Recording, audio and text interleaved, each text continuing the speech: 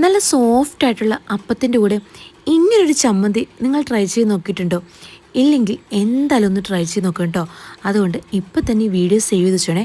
നല്ലൊരു super combination ആട്ടോ അപ്പവും ഈ ഒരു ചമ്മന്തിയും.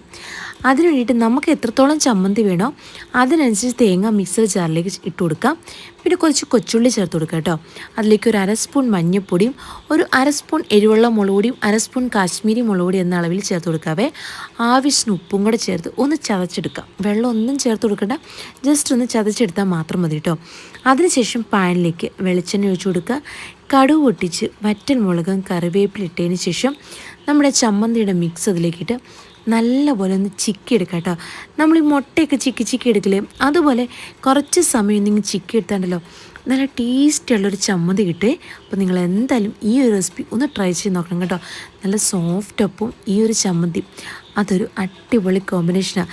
നമുക്ക് പെട്ടെന്ന് തന്നെ അപ്പത്തിനൊരു കറിയാവുകയും ചെയ്യും. അടിപൊളിയാണ് തന്നെ. അപ്പോൾ ഓക്കെ, ബൈ ബൈ.